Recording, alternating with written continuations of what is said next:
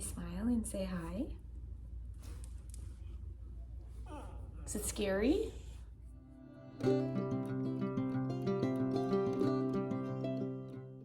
Good morning. Hope you all are doing well. Today we are going to be talking about activities that totally count as a homeschool day. This is a video that's in collaboration with a couple other homeschool mamas, and it is hosted by Alicia from Iron Horse Homeschool. So thank you, Alicia, for hosting this.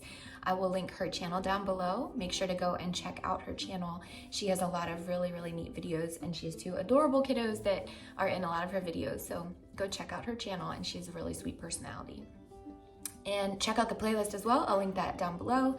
Lots of other mamas with lots of other great ideas. I'm excited to personally watch through the videos. It's always a good thing to get some new ideas and some new insights to how some other families make their days work. So today I'm just going to be throwing out a few ideas. Very possibly they will be repeated in some of the other videos.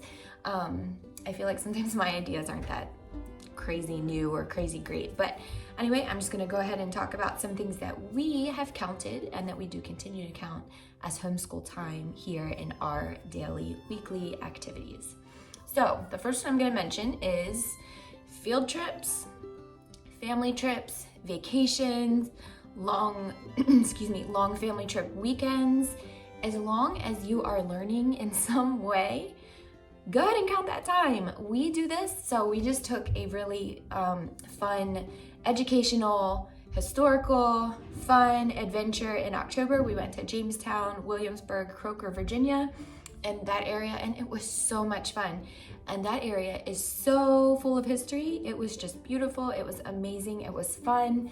And so I counted some of that time as homeschool time. Not all of it. It wasn't 3 or 4 days of homeschool time, but it was either, I think it was like 2 half days or a full day that I was able to count, because we learned history and we learned, oh goodness, a lot of other things in there. So you can use those times to count as your homeschool time. You can do some reading, you can go to museums. If your children are younger, get some books, get some picture books that go along with the area. Read through them while you're there, when you get home, before you go. Any of those things you can completely count as time, and that's helpful and educational for everyone. Visit some museums in whatever area you go to and learn about the history of the location or some historical people that came from that area. Pull up some YouTube videos if you're not able to access some books or you don't have time or it's not in your budget. Find some YouTube videos. You can basically find a video about anything, any location. So that's my first suggestion as to something that can count as time, which is not necessarily a school activity. Number 2 on my list is kind of something that works for us but may not work for everyone. So in our situation, a lot of times Easton more so than Zoe, but he will be able to go into work with my husband and spend the morning or the day there with him, which is super helpful for everyone. So it gets him out a little bit and it helps him to socialize with people coming and going from there. And he also learns a ton of stuff while he's there. This is also helpful.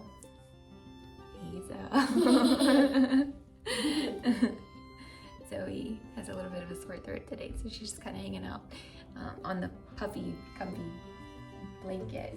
She still has her morning hair. So this is also super helpful, specifically this year. Eden has had some medical appointments that I have needed to drive her about an hour away to, and Easton and Zoe have been able to go in the morning with my husband to work. My mom works for my husband, so she's there as well. They pack up their school stuff and they go and they just do a lot of their stuff independently and on the computer for those mornings. So that's really helpful as well. And we don't miss time. We don't miss a day. We don't miss half a day, but we are able to go ahead and count that because they are doing their work independently and they are learning other things as well. Easton loves going back into the back and hanging out with our embroiderer at my husband's workplace. He he digitizes, so he creates the files on the computer, and then he obviously sends them over to the embroidery machines. And so Easton is able to go through all of those steps with him. So he gets some digitizing practice, some design practice on the computer, but he also is applying it in real life as well. So he's understanding how it's applied to garments. And I know that's not everyone's life, that is our life. So that's what my husband does. That's part of what is in his workplace. So they do a lot of graphic design, vinyl graphics, embroidery, screen printing, logo design. So it's basically like a creative shop. So for us, that's a big part of how our family operates and a lot of how our daily lives and conversations happen. So for us, that works out well. So if you have a husband or even one of your parents, so a grandparent, aunt, or uncle, that go visit their workplace and see what you're able to learn with your children throughout that day. One of my brothers is a firefighter, one of my brothers is a police officer. So that gives us two options of field trips, learning trips to take, which I would like to do. We have done the fire department a few years ago when the kids were a little bit younger. So I would like to do that again one day and just take a family day trip and just go to the station, learn about their jobs and what they do, talk to some of the other ones there. And yeah, that is a really, really fun opportunity. So if you're able to do that with someone in your family, that's a great way for your child to kind of get out of the house a little bit and also learn and explore in a different atmosphere than your home. So it's exciting for them to get out. It's exciting for them to see family and friends, and it's exciting for them to learn in that way. So that's my second suggestion. Number 3 on my list is kind of an obvious one, which I feel like if you homeschool, you do a ton of this already, but is reading. So chapter books, picture books, read alouds on YouTube. If you are feeling sick and your throat is sore, you can't read. We've encountered this a lot over this year, as I'm sure many others have as well. Some sore throats, some coughing, which of course makes it very difficult to read. So pull up a YouTube read aloud video, and if you have the book, you can follow along in the book, or you can just listen to someone else read it for a little bit. There's a lot of chapter book read alouds, picture book read alouds. There's so many options, but reading, kids, adults, you can learn so much through reading, and it's quality time spent together, which you can't replace. So I believe that is number 3 on my list. If anyone is feeling sick and under the weather, or you just need a low-key breather, that happens too, specifically for the mamas. So just sit in the living room, cozy up on the couch, make some popcorn, and listen to a read aloud on the TV. And Easton goes to work with that. Yes, we mentioned that in number 2. It's number 4.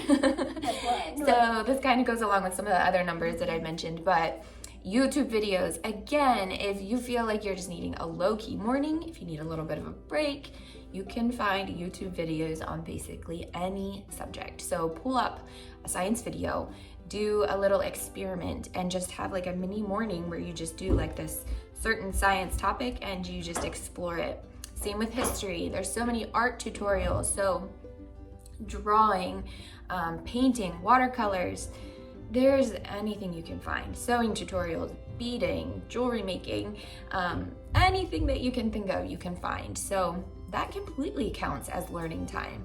Your child is learning so much in all of these different areas that the beautiful thing about homeschooling is just finding the learning in anything and everything each and every day. And our children, I mentioned this in a video before, like one day I just had the thought like, oh my goodness, our children have been learning from us from the day they were born. Even if we don't think about that in the moment, they are watching us and learning from us in everything we do. So a lot of my friends that don't homeschool, they're like, oh my goodness, how do you do it? How do you teach your kids every day?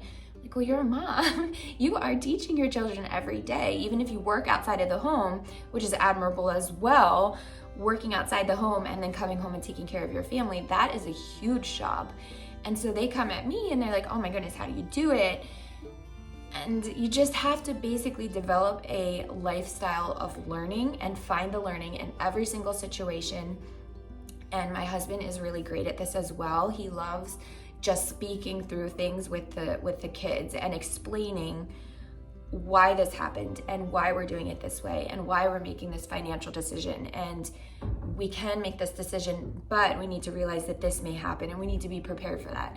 So it really is a beautiful way for your child to learn and grow because it's practical and it's real life. I think I got off a little bit on a rabbit trail there. But yes, my main point, I'm not really sure how I arrived there, but was pull up a YouTube video on whatever subject it is, and that can completely count as learning time.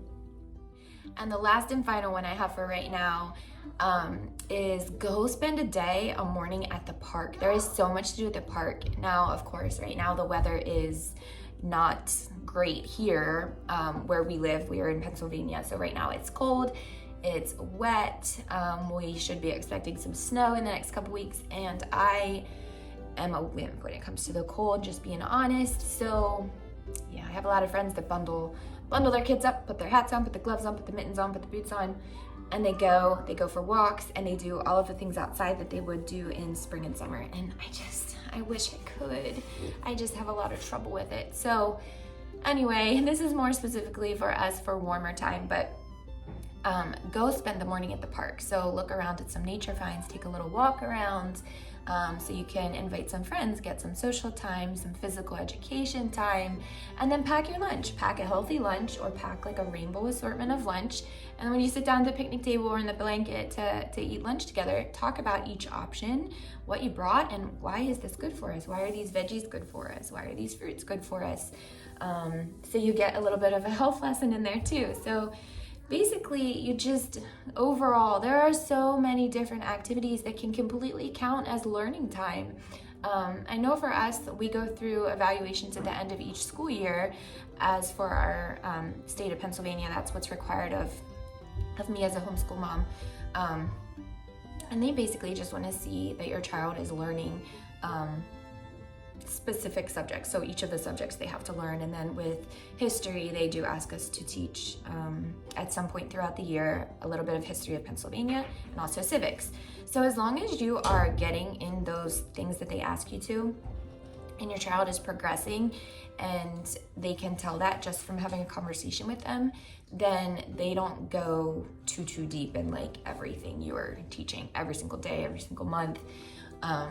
So basically, it is up to us to be responsible for our children and our children's education, which is the beautiful thing about homeschooling, is we can make it for our family what works. So I encourage you again to go watch some of the other Mama's videos linked down below in the playlist.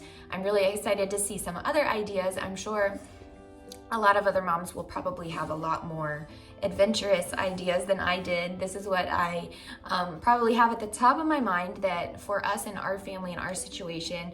So our kiddos are 9, 6, almost 7, and 3. So we still have, with Eden, she's only 3, so we still kind of keep things a little bit low key. But if your kids are a little bit older, go on some adventures and learn if you're able to, if it's in your budget. That is probably one of our absolute favorite things to do as a family, is to go on our adventures and to learn that way. It's just a beautiful thing to be able to do that and to also count it as time. So thanks for being here today. If you have any other options or pointers or ideas, comment down below. I'd love to hear them, and we will talk soon. Happy New Year. Happy New Year.